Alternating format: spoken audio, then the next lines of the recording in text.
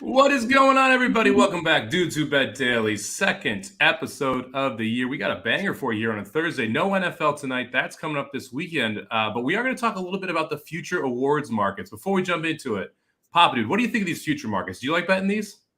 No. That was nice and clean and sweet there. What about you, Aaron? Do you ever dabble in these future markets? I don't like future wagers in racing at all. Sports is a little bit better because you don't have just the random injury that maybe you could have known about months ago, but the trainer lied and didn't tell anybody type of situation. So a little bit easier to quote unquote get the players in the gate, where in horse racing you're betting on Kentucky Derby futures a lot and you just never know. So with sports, yeah, I like them a little bit more. Horses, no, absolutely not. I like playing the sports ones before the year when I think that you can get some value, and then right before they actually vote on it, so that you can have less time that your money is tied up. And that's going to kind of be where we start out here. We're going to jump into the coach of the year for the NFL discussion, which I think is wildly interesting here. 3-horse race. You've got Sirianni for the Eagles, Shanahan for the 49ers, and Brian Daboll for the Giants here that are set up at plus 140, plus 200, and plus 300 respectively. This was Sirianni's award 2 weeks ago. He was minus, I think it was 700 or 800 in this market before the back-to-back losses from the Eagles. Papa Dude, let's start with you here. What do you think about this market? Do you lean one direction or the other here? You know, it's really fascinating this year. It's wide open, I think. It really is. There's no clear-cut favorite here. And being an ex-coach, you try to look for who has done the best job. And there has been some tremendous coaching jobs. I want to mention a couple besides these that they have no chance. I think Mike Tomlin has done as good a job of coaching as anybody, because the Steelers weren't predicted to do anything. They still have a very slim chance to make the playoffs.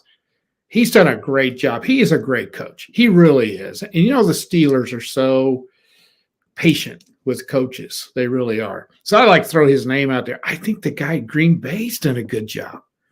I do. I mean, I can't back LaFleur. Well, I'm just saying, to handle this flake of a quarterback he's got and to keep them motivated, he's in a tough situation. He really is. So to answer your question, I think Sirianni, if they win this weekend, is going to get it because he's come out of nowhere. You know, they weren't expected to be very good. And, you know, you can't blame him on those 2 losses when Hurts got hurt. Shanahan is probably as good a coach as there is. He's done a great job. And you got to talk about the guy in New York. I mean, yeah, Brian Daboll has done a phenomenal job. I think we lost Papa Dude for a second. Oh, you're back. He's back. I think the guy in New York's done a tremendous job. Tremendous job. Yeah, but Brian Daboll definitely done the most with the least, and probably the toughest division in football. You got the Cowboys and the Eagles there, both vying for the number 1 seed in the NFC. Aaron, when you're looking at these awards, how important is the voting to you? This year is the first year we've switched from, the press essentially voting for one player to a top 4 system with a point structure. So you're not just, hey, one and done here on these votes. Does that change how you kind of handicap these type of markets and how you look at this year specifically? I think maybe it does a little bit in some of the voting. Maybe not so much this one, because it kind of does seem clear-cut that these 3 that you've got on the screen are going to be on the ballots. So end of the day, probably doesn't matter. Some of the other categories maybe where it's a little bit more, wide open. You could get other guys involved in the voting.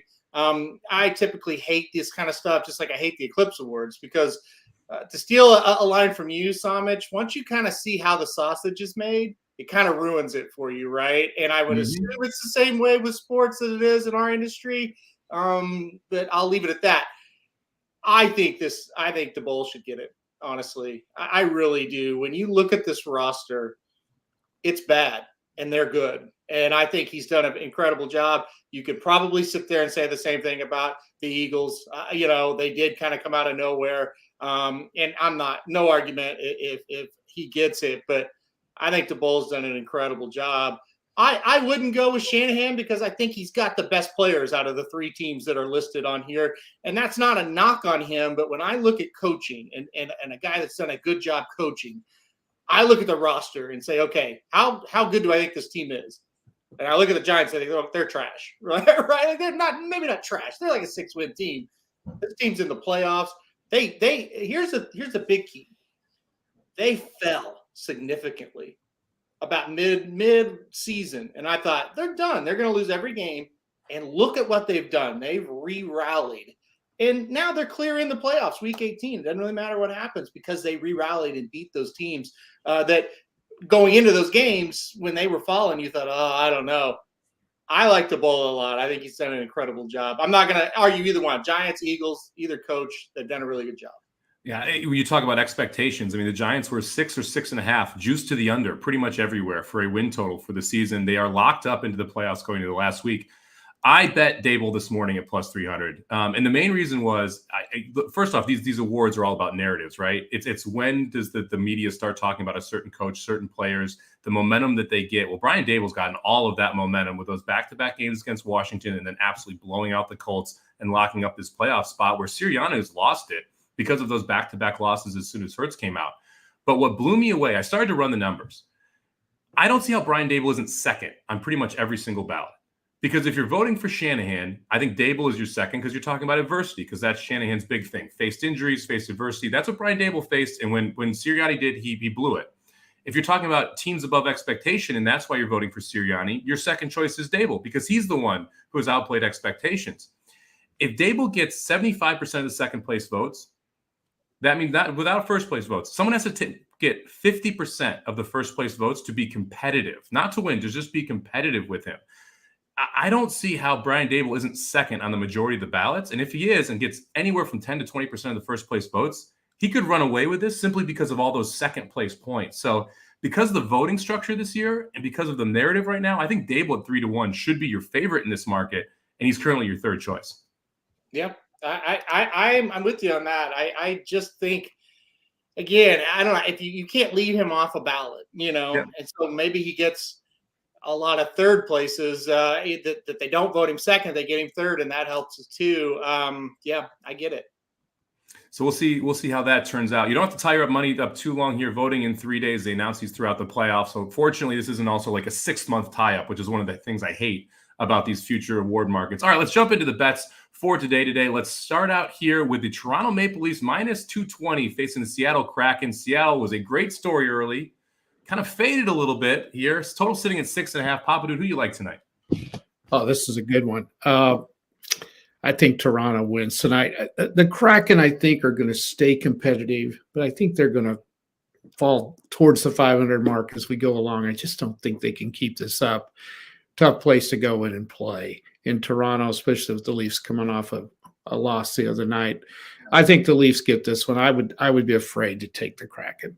And I think I'd go over on the total.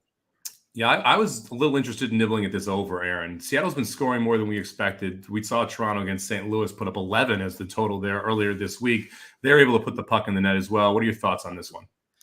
Yeah, minus 220 is kind of tough to take.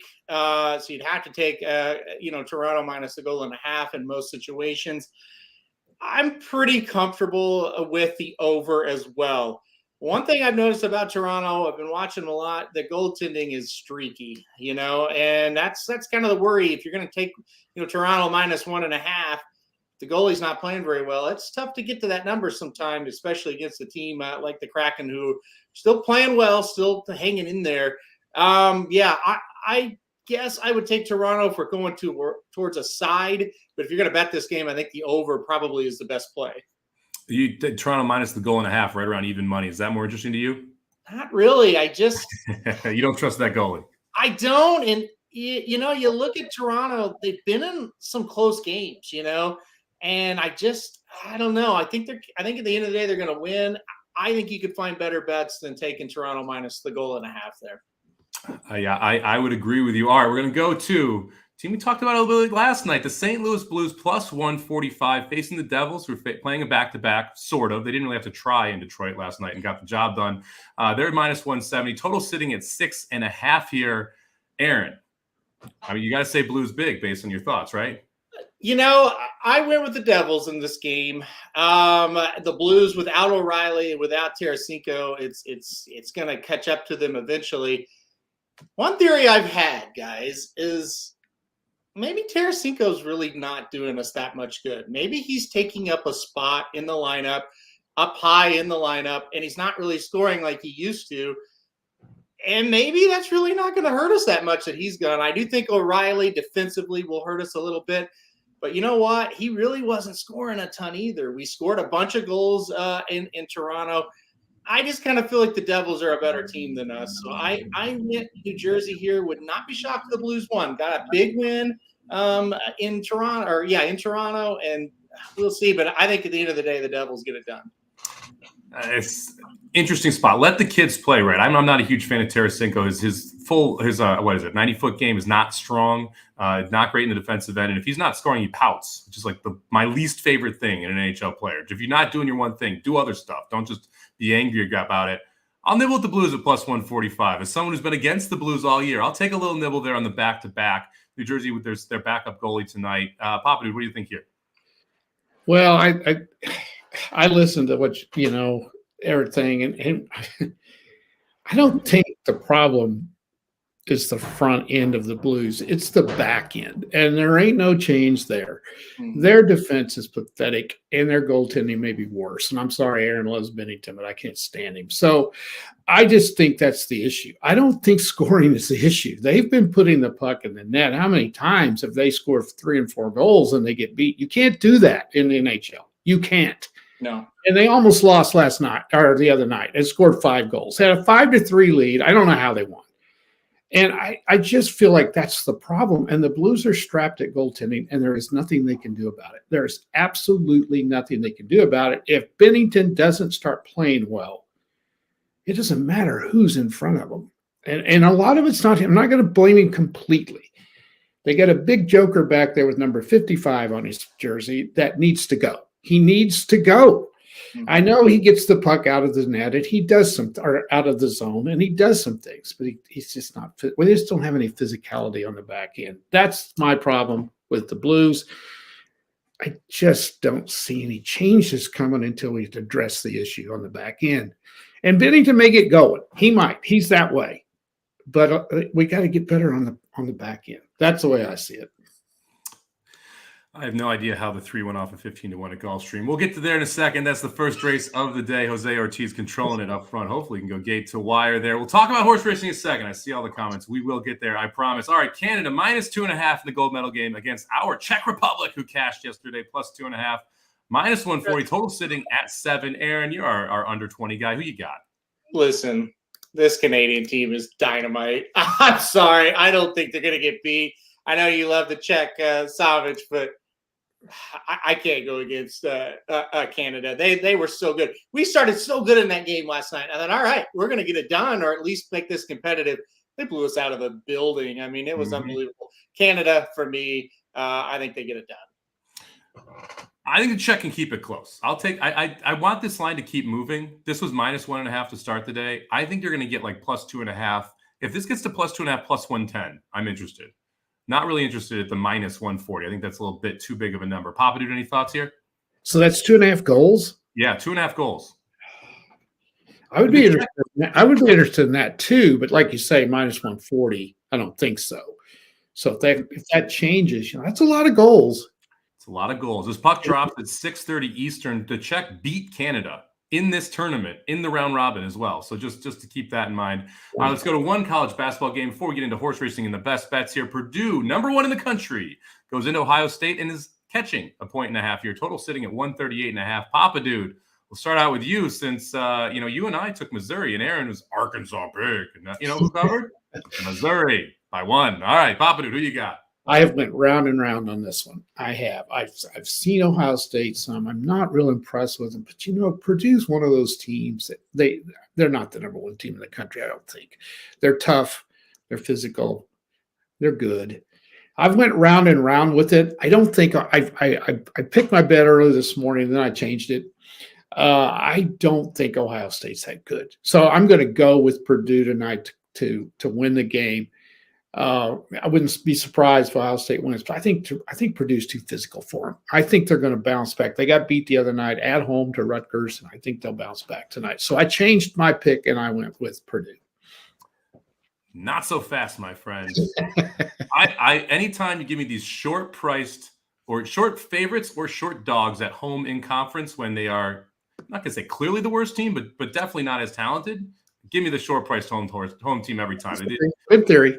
Seems like the college teams just get up at home so much more because you got these emotional 18 to 22-year-old kids playing in front of those college students. Blood gets flowing. You feel the pressure. Ohio State covers tonight. Aaron? Two things. One, Arkansas, very friendly last night to Missouri. Gave them a chance, started slow, and then Arkansas turned it on. Arkansas would have won big. I did not handicap the friendliness of the Hogs. This game, Purdue, big. It won't be big. Unbelievable. Big. Unbelievable. There is one thing. The students aren't in session yet. Keep big. The students are always in session at Ohio State, Papa. Okay. They care about their classes there in the Buckeye State. Okay. Purdue, big. By the way, one quick thing. Yeah, go ahead. They don't care about it at Oklahoma. That crowd last night at that game was the most embarrassing thing I've ever seen. Well, they don't care about basketball at Oklahoma, period. Oh, and it's ridiculous. And I guarantee you, a lot of people, if you did, and I've been going to do this for years and I never have, I guarantee you, if you go back over the last 25 years, Oklahoma would be in the top 20 in wins. I guarantee it. They're not bad. And to treat them like they do down there is ridiculous. It's just ridiculous. They have all the excuses they have. I'm so sick of it. One of the reasons, you got to have a home court crowd, and they don't have it half the time. And they lose. A football school. That's all it is. It is, but other football schools have people in the stands, and it's embarrassing. It's embarrassing. It really is. All right, let's jump to the race of the day here. Headed to Aqueduct, race number 5, back-to-back carryover days. Just thank you very much for the shouts out in the chat here. We hit the pick 5 yesterday for free on that play there. And the big one was actually in the race of the day where we commented on that 10 horse here. Gets home at 11-1 and juices up that late pick 5 from Parks. Glad everyone was able to get in on it there. All right, let's talk about Aqueduct, race number 5. We've got $187,000 sitting in the pot for the late pick 5 here from Naira. Aaron, we'll kick it off with you here. I thought this was an interesting race. You've got Gasoline in here. Sitting in the 4 spot. Probably want to go to the lead. Total Impact all the way on the outside. Your favorite at 7-5. Who you got? Good race. I think Total Impact's going to be tough in this spot. That's who I like the best. That's who I put on top. I get it if you're going to try to get around this horse. The thing I like about him, he wins. He's won 4 in a row. I mean, what more can you say about him? We are getting up a little bit more in class today, but listen, last time out ran very well at a similar distance to this and won at starter allowance ranks over this track. Now we're up to allowance. I look at this field. It's like, yeah, I don't see any monsters in here. You mentioned Gasoline. It's a horse that looked good breaking the maiden and then kind of did nothing. Anejo is the other horse that I'm kind of interested in, coming back to Aqueduct after losing 2 in a row at Keeneland and then at Turfway, back at Aqueduct, back at an allowance race. So I thought Anejo and the rail made sense as well, but I'm going to go 7 on top and then 1 in second. Yeah, I went back and forth on this race. I thought it was a really tough field for 7 horses. I agree the 7 is probably your most likely winner, but you're looking at even money or less. I'm not sure I necessarily love that. Gasoline should be controlling speed. The one time we have one, you mentioned the maiden breaking score was going gate to wire there. I kind of like a little bit of a price here. I'm going to go with the 5-horse Royal Tryst is one that I don't want to leave off tickets. This is a horse who's 3 for 7 over the wet. It's sloppy today. I think the extra distance may be a benefit here as well. And I do think there's quite a bit of speed in this spot. So we'll see if the 5 can come from off the pace sitting at 12-1. I went 4-5-7 in my pick 5 here. I agree with you on the 1. I just don't think there's a route for the 1 to win here going this distance. I'm afraid it's a little too long for him. Yeah, that's going to be the problem for sure.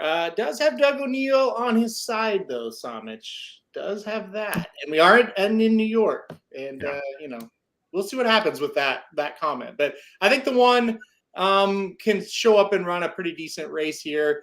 But you're right. Yeah, the pedigree and the, no proof of going this distance could be a problem. You don't really have to worry about that. I think with your horse that has been long before, has won at 1 1/8 before, and does have a pedigree that says 1 3/16. The Preakness distance, such an odd distance, by the way, we're running at Aqueduct in this random Thursday, but the 5 should get the distance. Yeah, you rarely see the 1 3/16 distance here. Papa, did you get a chance to look at this one?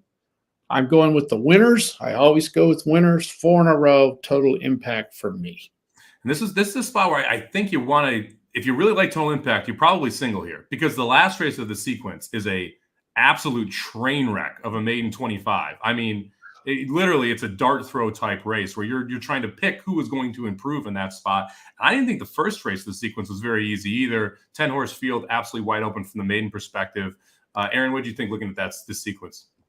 At Aqueduct this time of year, you're just trying to pick the ones that you think aren't going to stumble down the stretch. The stumble bunny comment that you always make, it comes into play at Aqueduct this time of year a lot. Every once in a while, you get a sharp maiden or a sharp allowance. I don't see any sharp races other than maybe the one we're talking about, where I think these horses are decent. Yeah, you just are going to have to try to make decisions on where to go short and hope that horse you went short with doesn't spit the bit at the top of the stretch. That's Aqueduct in the winner in a nutshell.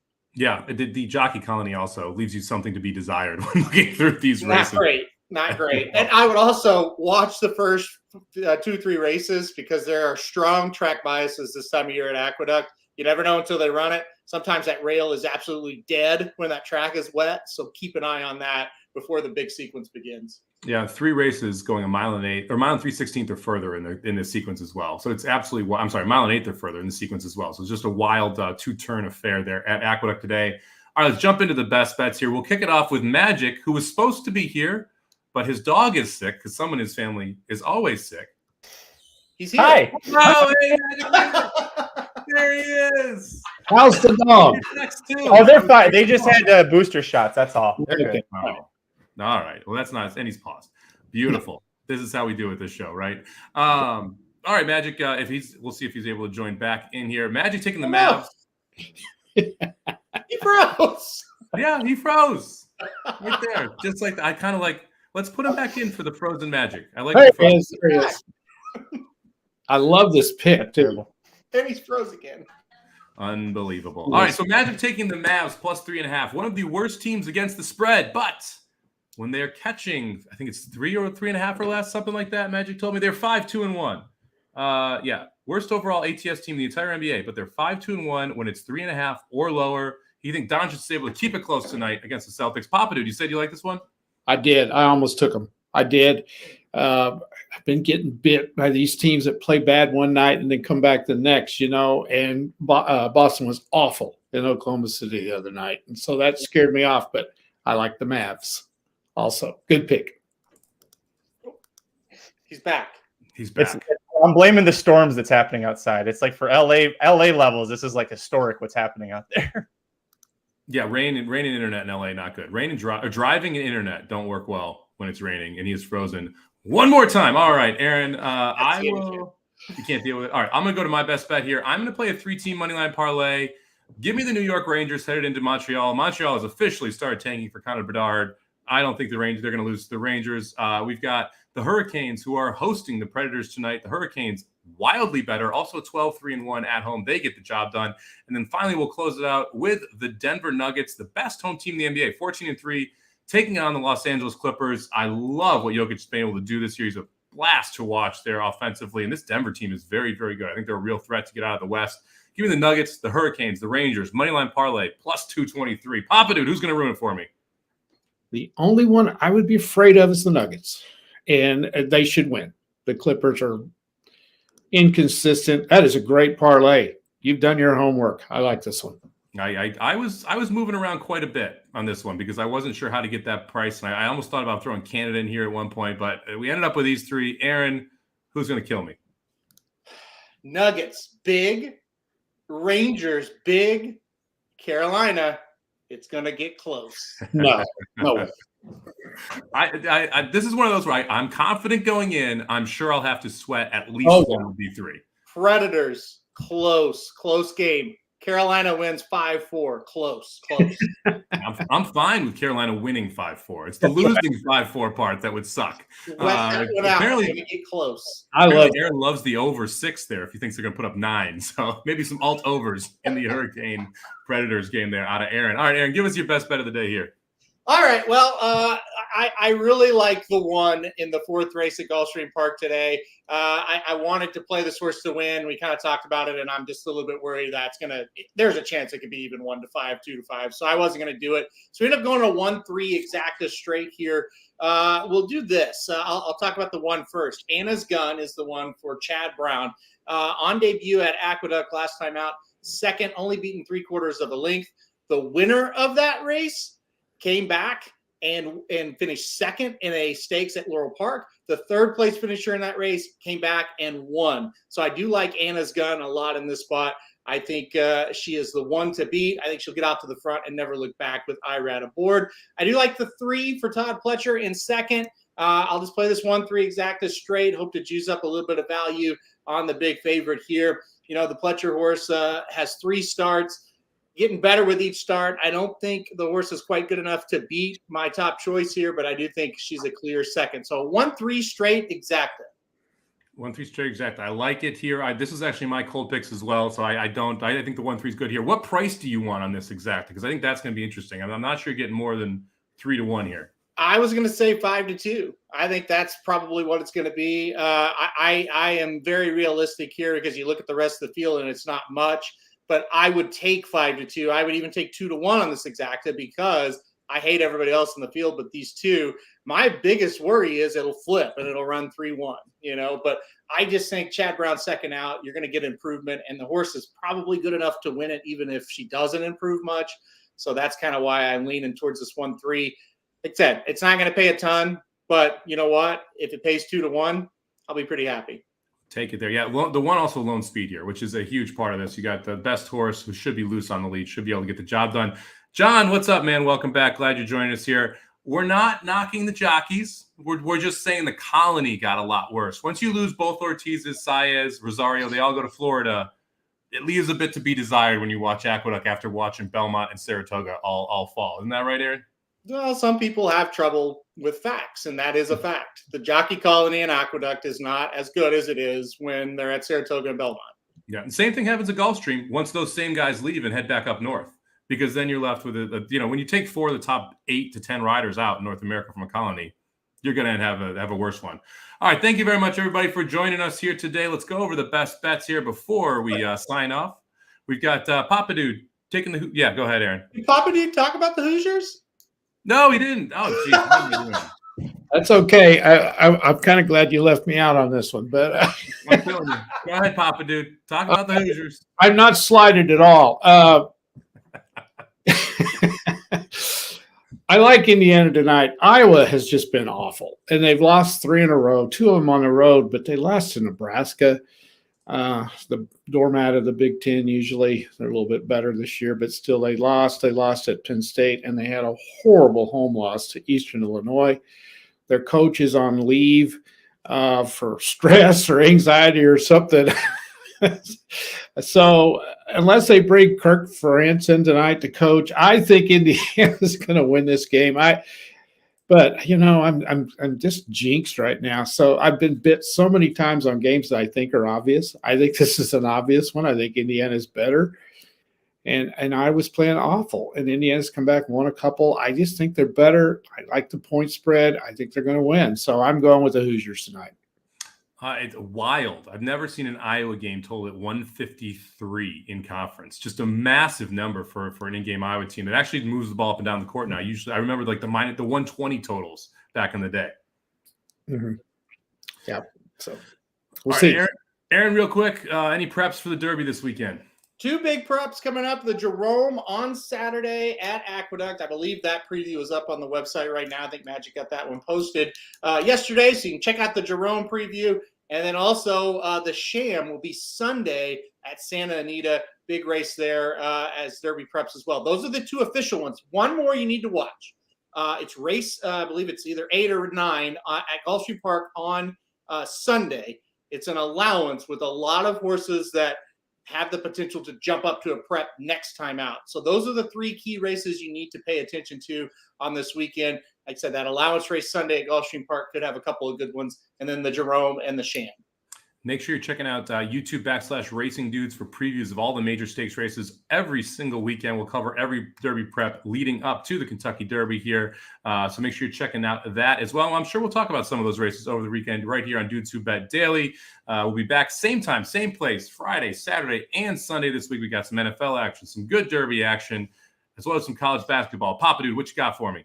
I got to answer Cindy's question here. Cindy, listen at 1 o'clock if you can. Aaron and I will be on Dudes Who Bet Sports today at 1, and we'll talk about that North Dakota State game because it's the one I'm looking forward to the most. Is it North Dakota, South Dakota? Yes. Oh, that's going to be a good one. I wasn't sure if South Dakota was able to make it. It's going to be a fun game. You bet. Can't wait. Really good. All right, thank you very much for joining us for the third time, everybody. We'll go off with the best bets here. Papa Dude, taking the Hoosiers. We actually had to talk about this, plus 1.5. Aaron going Gulfstream Park, race number 4, taking the 1-3 exacta. I'm going to play a moneyline parlay. Give me the Nuggets, the Hurricanes, the Rangers, plus 223 on the money line, and Magic going to the Mavs, plus 3.5 for the week 1 and 2. But Aaron got us that nice little $230 winner there. So we are up $30. Thank you very much, guys. We'll see you tomorrow, same time, same place.